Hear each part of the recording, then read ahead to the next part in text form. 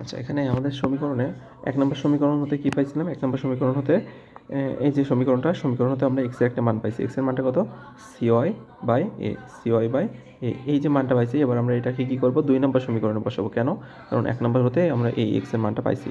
তো x এর মান আমরা এখানে একটু লিখে নিবা, তোমরা একটু এখানে লিখে নিবা যে x এর মান ২ নম্বর সমীকরণে বসিয়ে পাই। এই জিনিসটা একটু এখানে লিখে নিবা।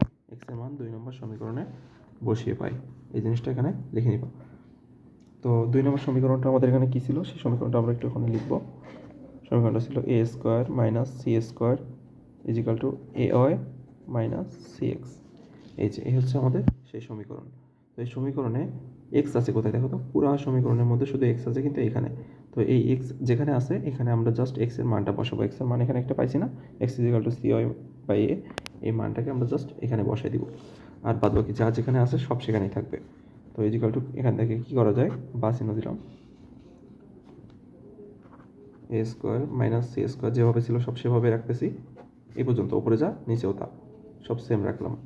এবার মাইনাস সি ইন্টু সি এর সাথে কি এক্স গুণ আকারে আছে না, এই জন্য এখানে গুণ দিছি। গুণ এর মান কত? এক্স এর মান আমরা এপাশে পাইছি কত? CY/A, সি এর সাথে এই জিনিসটা গুণ করে দিলাম। আচ্ছা, এর পরের লাইনে আমরা জাস্ট এইটুক জিনিস ক্যালকুলেশন করবো, বাদ বাকি যা যেখানে আছে সব সেখানে বসে দিব। তাহলে A square minus C square equal to A হয় মাইনাস মাইনাস, এখানে এই যে মাইনাস ছিল সেটা বসলাম। সি আর সি মিলে কী হয় বলো তো? সি স্কোয়ার, আর এখানে ওয়াই বসে গেল বাই এ, তাহলে সি স্কোয়ার ওয়াই বাই এ। এবার এখান থেকে যেহেতু এখানে একটা স্কোয়ার আছে, এখানে একটা স্কোয়ার আছে, তাই না? এখানে একটা স্কোয়ার আছে, বাট এখানে এর সাথে আবার ওয়াই আছে, সেটার কোনো মাত্রা নাই, অর্থাৎ স্কোয়ার টেস্কোয়ার কিছু নাই। তো এটা যেভাবে আছে আমরা এটা এভাবেই রাখবো। এখানে একটু ক্যালকুলেশন করে নেবো এখানে। তাহলে এখানে এ স্কোয়ার মাইনাস সি স্কোয়ার এই ধরনের টার্মগুলো আর কি বুঝে নিবা যে মানে ভগ্নাংশ আকারে থাকলে সেগুলো আগে সমাধান করে নিবা। যেমন এখানে স্কোয়ার স্কোয়ার আছে, এর কোনো নিয়মকানুন নাই, এগুলো তোমার বুঝে নিতে হবে, এর কোনো স্পেশাল নিয়মকানুন নাই। যেমন এখানে স্কোয়ার স্কোয়ার আছে, দুইটার এক পাশে ফেলাই রাখলাম। এখানে যেহেতু এ আছে একটা, নিচে একটা এ আছে, এখানে ওয়াই আছে, এখানে ওয়াই আছে, তার মানে কি এর সাথে এর উপর নিচে হলেও মিল আছে, এর সাথে এর উপর নিচে হলেও মিল আছে। এই জন্য আমরা এখানে ক্যালকুলেশনটা করব। তো এখানে ক্যালকুলেশন করলে কী হয় দেখো তো? এখানে দুইজনের মধ্যে এই যে নিচে এই যে এটা আছে, তাই না? এই এ আর এর নিচে কিচ্ছু নাই, তার মানে এদের দুজনের লসাগু হরের লসাগু। হর মানে কি? যে নিচে থাকে, হরের লসাগু কত হচ্ছে? হরের লসাগু হচ্ছে এ। তো এ আছে আর এর নিচে কিছু নাই, মানে ওয়ান আছে। তো ওয়ানকে এ দ্বারা ভাগ করলে, এ কে ওয়ান দ্বারা ভাগ করলে কত হয়? এ হয়। তো যেটা হয় সেটা গুণ করতে হয়, সেই ছোটোবেলার ভগ্নাংশের অঙ্ক। তো এ দ্বারা এটার গুণ করলে কী হয়? এ স্কোয়ার ওয়াই মাইনাস এ কেটে গেলে কী হয়? সি স্কোয়ার ওয়াই, তাই না?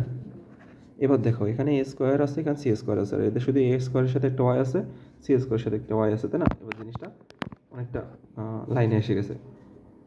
আচ্ছা, এবার আমরা চাইলে কী করতে পারি বলো তো? এখানে উপর থেকে এই যে একটা ওয়াই আছে আর এই একটা ওয়াই আছে না, এই ওয়াই আর এই ওয়াই কমন নিতে পারি। তাহলে কী লিখতে পারি? এখানে এ স্কোয়ার মাইনাস সি স্কোয়ার যেভাবে ছিল সেভাবে, সরি,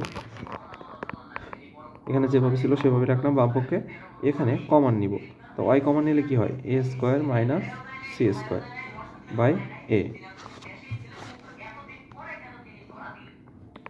এখন আমরা যদি ক্রস গুণ করি তাহলে আবার এখানে কিউব চলে আসবে, সেটা একটা ঝামেলা হয়ে যাবে।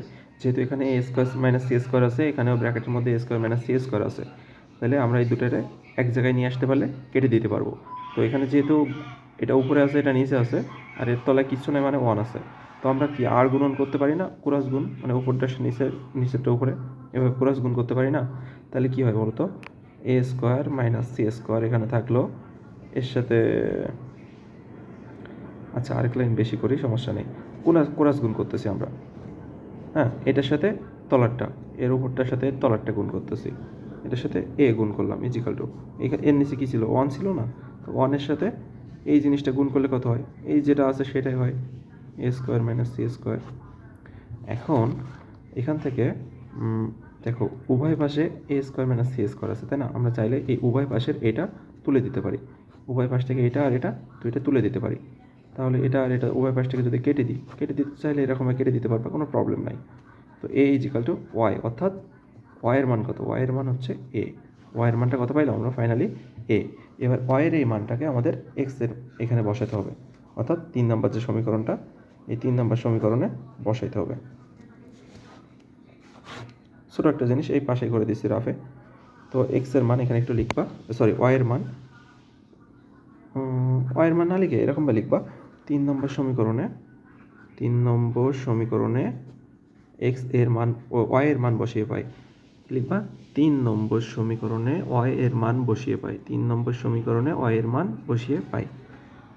তো এখানে 3 নম্বর সমীকরণটা কি, X equal to C Y by A. এখানে ওয়াই আছে কই, এই যে ওয়াই, এই ওয়াইয়ের এখানে মান বসাইতে হবে। এখানে যেভাবে আছে বা চিহ্ন দিয়ে দিয়ে ধাপে ধাপে করতে করতে তাইবা।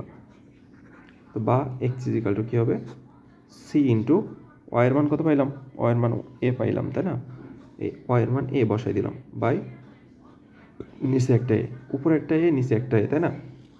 তো এই এ আর এই এ কেটে দিলাম, তাহলে কী হলো, এক্স ইজিক্যাল টু সি। তাহলে এক্সের একটা মান পাইলাম, ওয়াইয়ের একটা মান পাইলাম, তাই না? অতএব নির্ণেয় এক্স কমা ওয়াইয়ের মান কত হইল, এক্সের মানটা আগে, ওয়াইয়ের মানটা পরে। এক্সের মান হচ্ছে সি আর ওয়াইয়ের মানটা হচ্ছে এ।